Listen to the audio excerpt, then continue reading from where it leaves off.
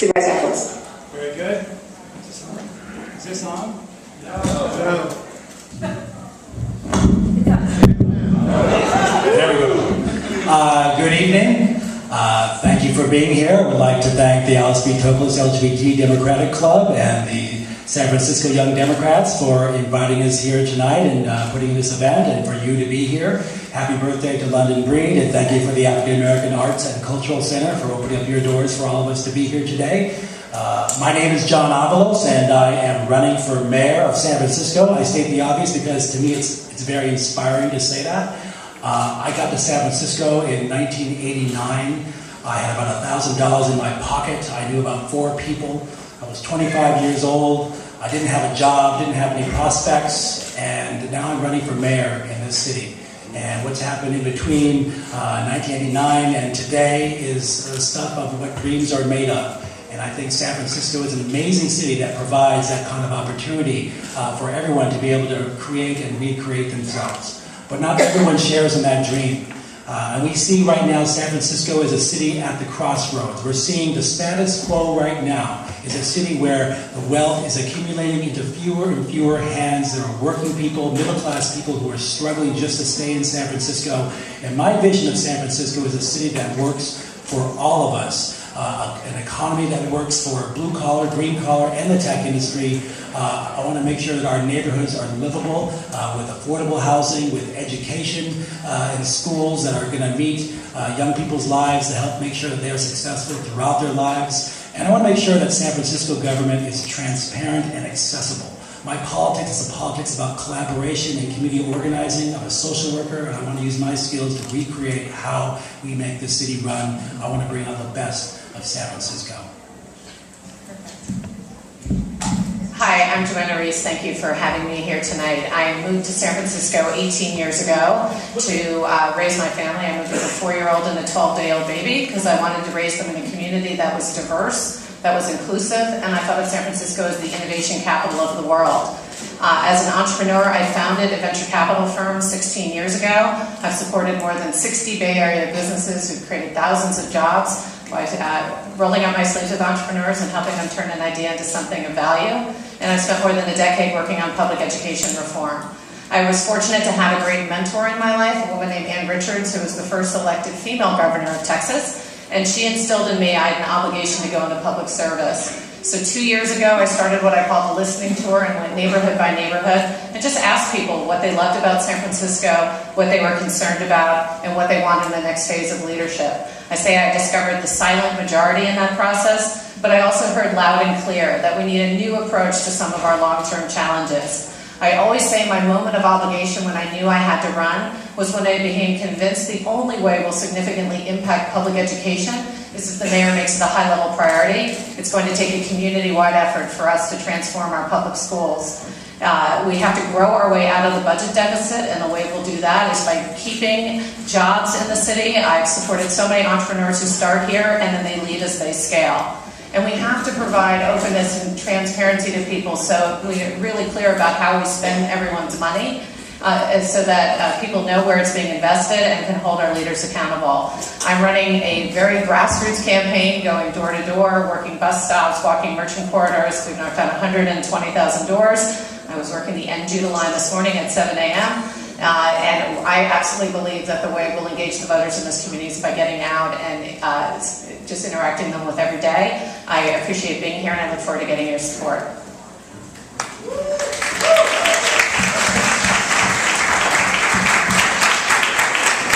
Thanks, Joanna. I'm San Francisco Assessor Fulton. And like many of you, I came to San Francisco.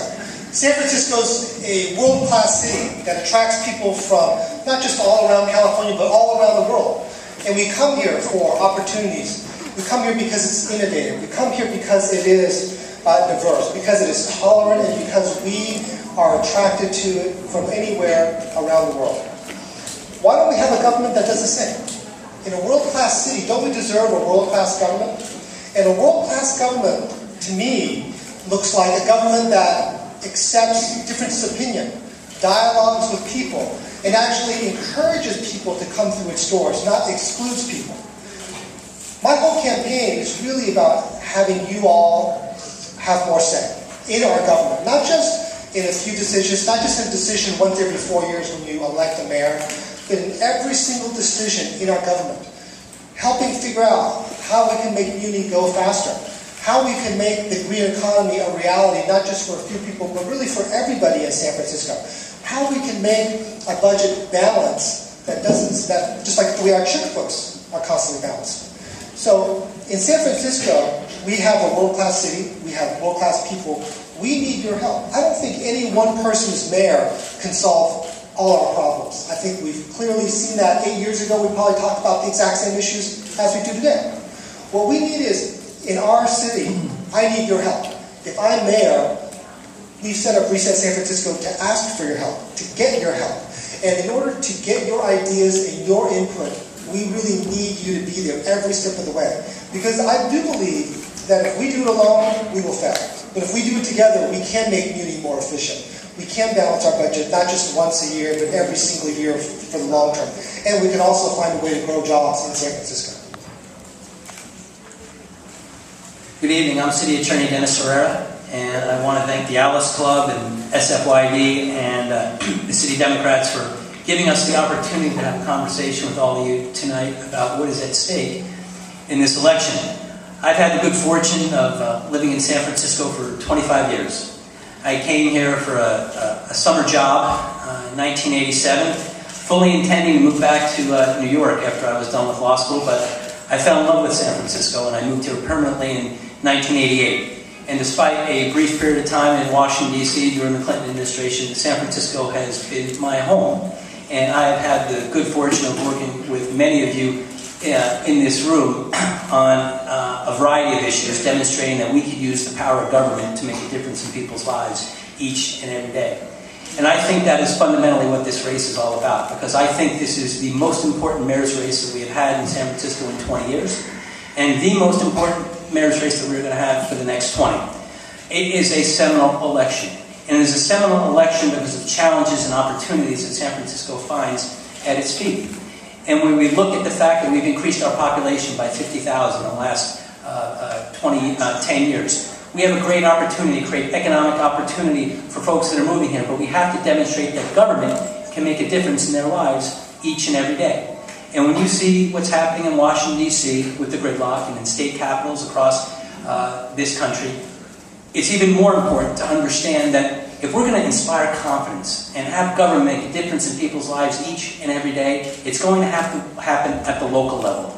Those of us working as a community to demonstrate that we can meet the economic challenges and opportunities that we face, and also demonstrate that government can make a difference in people's lives each and every day on issues from public safety to transit, to education, to healthcare.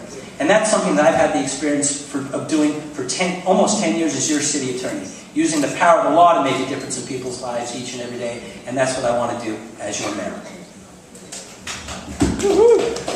Good evening, my name is David Chiu, and like the story of hundreds of thousands of San Franciscans, and many of us in this room, I was not born here in San Francisco. I was born in Cleveland, Ohio. Raised in Boston, Massachusetts, the son of first-generation immigrants. And in my mid-20s, like hundreds of thousands of San Franciscans, I moved to this city because of the reasons that the whole world loves our city. Our diversity, our innovation, our commitment to social justice. And I have had a wonderful life over the past 15 years, working in many of these facets of San Francisco as a civil rights attorney, as a criminal prosecutor, as a founder of a technology company, and for the past 3 years as the president of your board of supervisors. I am running for mayor because right now, today, we need a new generation of leadership that has a vision to move us forward into the second decade of the 21st century and has a record of getting things done. I'm proud to have worked with many of our colleagues here, and in particular with my colleagues on the Board of Supervisors. We are working together to balance our budget, to rein in pension costs, to create jobs, and to create affordable housing. I'm very proud of that record, and I want to thank Alice last year for acknowledging me as Legislator of the Year. And I want to thank all of you in this room for the work you are doing to improve our democracy and our city every day. While you may not have agreed with every decision I may have made, you can trust that I will make decisions not based on ideology or on powerful interests, but based on independent judgment for what's best for San Franciscans. As your next mayor, I look forward to working with you to create a 21st century economy, a world-class transportation system, an education system that will keep families here in San Francisco, and I look forward to a conversation tonight in this vision of who we are going to be. Thank you very much.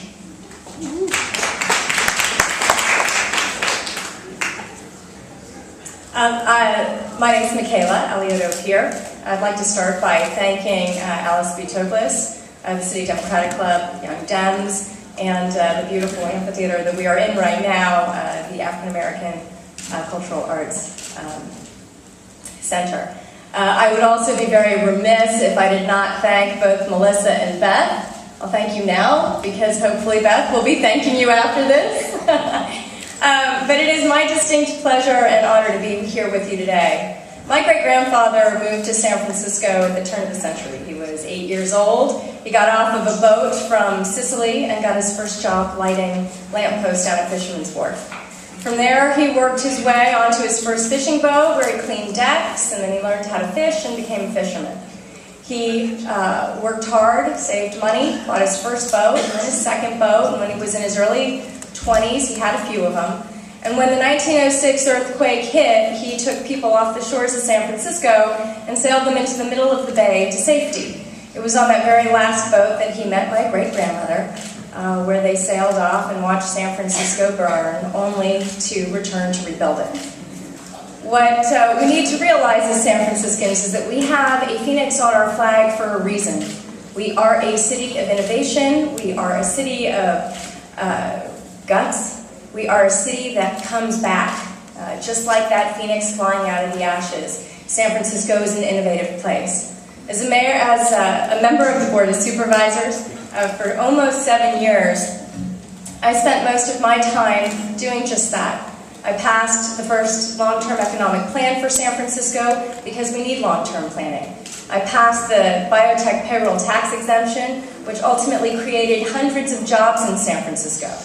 I passed the film and rebate program, which within the first 2 years of its existence put 3,000 people to work and paid $5 million worth of wages.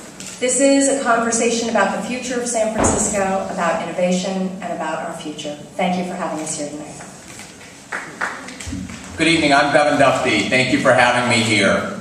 I spent 18 years as a member of the Alice B. Toklas Club, and I got my start in politics at 21 after leaving Berkeley, working for Congresswoman Shirley Chisholm, the first African-American woman to serve in Congress. I was proud in my 8 years on the Board of Supervisors representing District 8 to have a forward-thinking, aggressive agenda around the LGBT community. I helped create a supportive housing collaborative that exists in the Castro to help young adults have housing who otherwise would be homeless. I've been a champion for family builders because half the children adopted out of foster care in San Francisco are going to LGBT-led families. I helped establish and co-chaired a crystal methamphetamine task force some years ago, and we increased from 3 to 17 the number of agencies providing meth-related services in San Francisco. I helped create the GLBT Historical Society, which has a museum space in the Castro so that that neighborhood is more sustainable and maintains a queer identity going into the future.